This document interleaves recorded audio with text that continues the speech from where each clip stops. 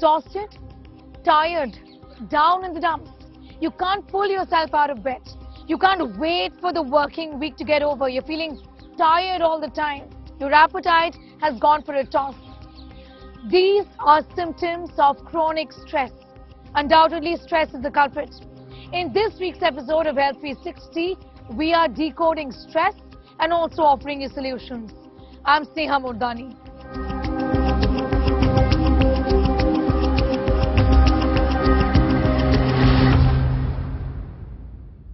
This week, Health 360 is collaborating with the India Today magazine to bring you this story on stress.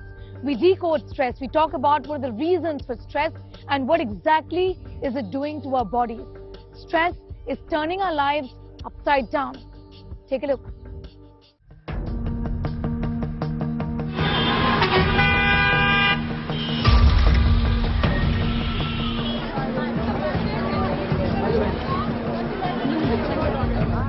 Sharp stabbing pain at the back of neck, constant headache, excessive sleepiness. Many of us are only starting to discover what stress is doing to our bodies. This is the most embarrassing day of my life. It's not. A few years ago, ABC News anchor Dan Harris had a panic attack on air. I knew with rock solid certainty. Have you ever felt like Dan? Anxious, breathless, and a sense of panic. Just panicky for no good reason. Well, the culprit really is stress here. Yet people do not recognize stress as a problem until it begins to tell on them. When there is more than the normal tolerable stress, then all these factors, high cholesterol, high sugar which is produced, high blood pressure, increased heart rate, and the spasm of the arteries of the heart also lay a foundation for developing heart blockages. Doctors say the curtains have scarcely come down on the COVID pandemic, then India seems to be in the grip of another epidemic, a silent one at that, brought on by stress. In a survey of 10,000 Indians conducted in December 2020 by the Center of Healing, a mental health service platform based in Delhi, 74% of the respondents reported stress and 88% anxiety. Nearly 70% of the therapists surveyed documented an increase in the number of patient visits. 55% said there had been an increase in first-time clients after the pandemic. Stress is no stranger to humankind. It is perhaps as old as existence itself. The human body is primed both to recognize it and to deal with it through a combination of responses that make up what is called the flee or fight mechanism. It is the overreaction to stress where things start to go wrong. Small amount of stress is very good to keep you motivated, to keep trying to achieve things which make you happy. But then beyond that, stress always brings down your performance, prevents you from enjoying life. Find a balance between your work and your personal life. Then the second thing is you should always plan some short vacations in the year and some good long vacations where you are out with your family. Third is that indulging in sports activities is a great stress buster. It gives you exercise as well as a mental relaxation. What then is the science behind stress? When the brain senses a stressor, be it physical danger, the boss yelling at you, a piece of bad news, or just everyday stress, it sets off a series of well-orchestrated physiological reactions. On receipt of the emergency signal, the adrenal glands send out reinforcements in the form of the steroidal hormone cortisol. Cortisol in turn activates the body's sympathetic nervous system, causing the heart to race, the pulse and blood pressure to shoot up, and the breath to become faster. More oxygen and glucose are released in the brain and the bloodstream, providing the body the burst of energy it needs to combat stress. The problem arises when stress becomes a chronic condition and there's too much cortisol in the body, wherein the slightest of stressful situations, say a traffic jam, triggers its secretion.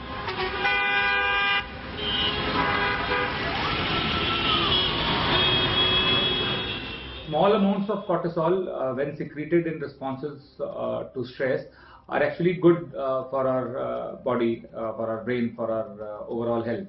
However, when such releases, such outbursts of cortisol happen frequently, the result is slow damage to certain areas of our brain. The WHO says stress is the health epidemic of the 21st century. While stress may not be a disease with specific causes or symptoms, it wreaks sufficient havoc on the body's organs over time to become life-threatening. The response of stress is seen as a reflection in low levels of testosterone or estrogen in our system. Under stress, significant hormonal changes take place, and apart from hormonal changes, we also see significant changes in neurochemicals. A study published in the Journal of Ayurveda and Integrative Medicine in September 2002 found that pranayama led to an overall reduction in stress. Doctors say the relaxation could be a result of more oxygen reaching the brain and body through concentrated and mindful breathing. Pranayama is really a one-stop shop for relieving stress. It is so simple.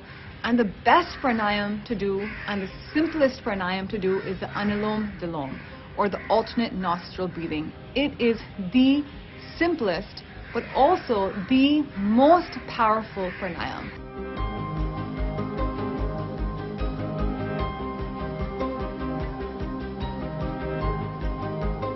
With Sneha Mordani and Sonali Acharji in Delhi, Bureau Report, India Today. How does stress impact your body and your mind? Remember, it's not just your mind, but different organs of your body that get adversely impacted by stress. First, let's talk about the brain. Stress, in fact, raises cortisol levels in the body, and that's how it impacts the brain. Also, it can kill brain cells, is what experts have been saying. It reduces the size of the brain as well. It has an adverse impact on the heart, and that's the reason why experts believe there is a rise in heart ailments. It damages the coronary arteries. It also raises the blood pressure. Also triggers a rise in cholesterol, and that's how the heart is impacted. Insomnia, it's no secret that if you're stressed, you find it difficult to fall asleep and have good quality deep sleep. Hormonal health, this is what most experts are talking about right now. It just sends your hormones into a tizzy, low infertility and sex drive. All of this is because of stress. Nutrition, it impacts nutrition because you either end up eating way too much or you have difficulty in having the right kind of food at the right time. Also, cancer, this is a big impact, a big fallout of stress in our body. Stress raises the dormant cancer cells, making them active. Muscles, it reduces muscular mass and also leads to loss of bone density. Why are Indians so stressed? Look at the figures. 74% of the 10,000 Indians surveyed said that they were stressed. 88% of them said they were feeling anxious. The Japanese concept of Shinrin-yoku, or forest bathing, also called forest therapy, is a simple act of connecting with nature. If you feel stressed all the time, then this report is for you. This report is going to transform you into a world of peace and calm through the simple act of forest therapy. Take a look.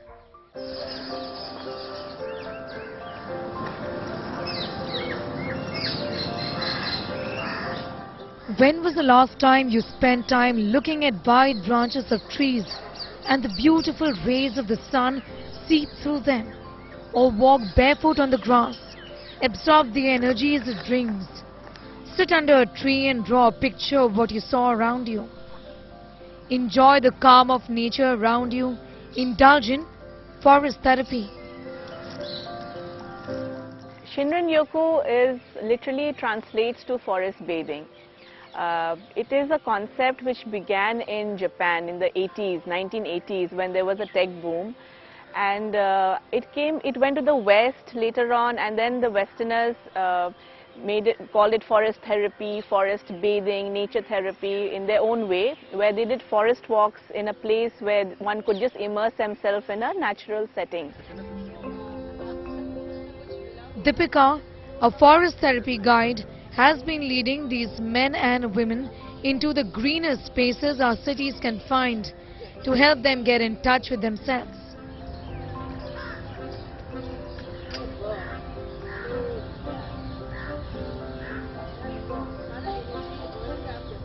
If you look at our own Indian culture, the Gurukul times when children grew up in Gurukul systems, so I realized that we all are part of nature. Being natural beings, it's in our DNA. कहीं ना कहीं वो disconnect आ गया, हम सब थोड़ी दूर चले गए. In cities, हम लोग बस we are in a different situation or setup where we spend less time in nature and more time doing things indoors now. Shinrin Yoku could be connecting with a leaf, hugging the tree, or enjoying the feel of the wet grass on the soles of your feet. Even if you're going for your morning walks or walk in nature, your mind is elsewhere. It's not there present. Whole idea of this concept is कि आप जब nature में निकलो, हफ्ते में एक दिन 2 घंटे के लिए भी निकलो, लेकिन एकदम वहाँ पे आप अपने आप को उस समय महसूस करिए. With our 5 senses, क्या feel हो रहा है, क्या खुशबुएं हैं, क्या sounds हैं, चिड़ियों की आवाज़ सुने, हर चीज़ को महसूस करें.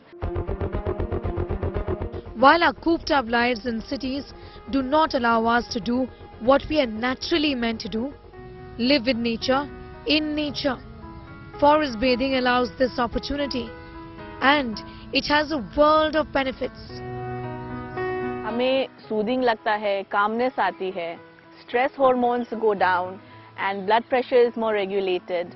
और people जिसको insomnia की problem है, or people who have say inflammations in the body, जब आप barefoot walk करते हो, it really helps with all those diseases. Boxed in city life, endless scrolling and clicking on devices, living in urban jungles has drained us out. A forest bath, even once a week, works like magic. For me, the experience is always very calming. I need it also because I'm constantly either around screens for my business or, I'm dealing with parents. I'm constantly on the phone. So it's very calming, and I have this tool that I can use anytime that I'm, feeling stressed. So I really enjoy it.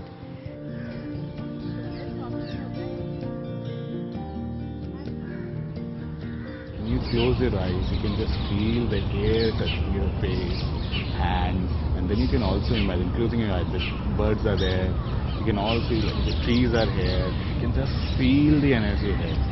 So that's what I when you open your eyes, you can look this world like a change, because you feel something in last 2 minutes. That's what I आजकल बहुत sensitive kids हो गए हैं because parents are like मिट्टी से नहीं, hand sanitize करो, सफाई करो तुरंत.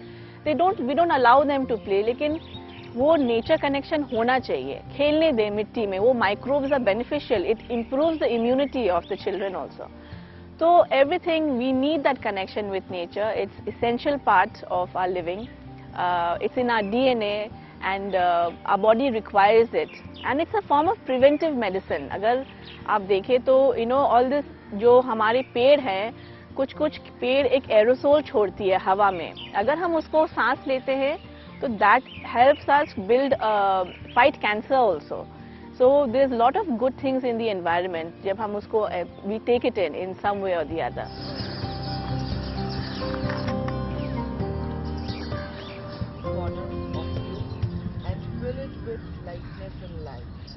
The next time you go to a doctor and your medical prescription reads walking, don't be surprised. World over, there is enough research and more to prove the benefits of this very simple exercise. It is being touted as a wonder drug. We'll tell you why. Brisk when you want to, pick up the pace if you like, slow down if you wish to. Well, as you can see, I'm doing a very simple form of exercise. It is walking, and there are many hidden benefits of walking. I'm here to tell you about all the hidden benefits of walking today.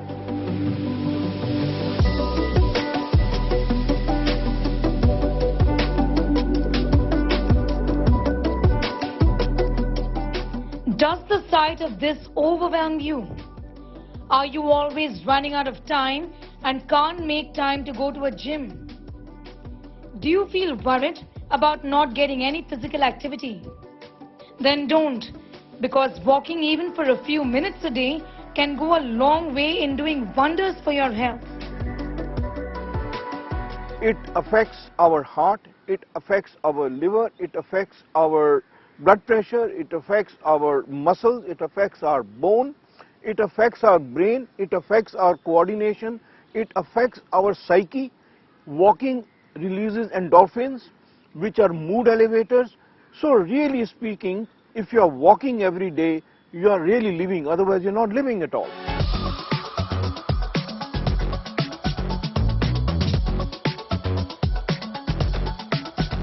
The benefits of walking are many, and it goes beyond getting in some physical activity in. To start with, this is a great way to boost your mental health. If you're looking to benefit from how you can cope effectively with the situation, the stresses that you have in your life, integrating an activity like walking can be also extremely helpful. Just 30 minutes every single day can increase cardiovascular fitness, strengthen bones, reduce excess body fat, and boost muscle power and endurance. It can also reduce your risk of developing conditions such as heart disease, type 2 diabetes, osteoporosis, and some cancers. Don't have 30 minutes to walk, even 10 will do.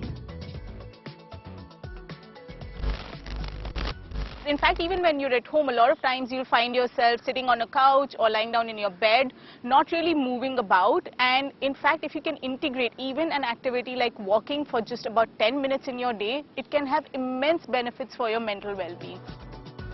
Walking also helps in improving sleep,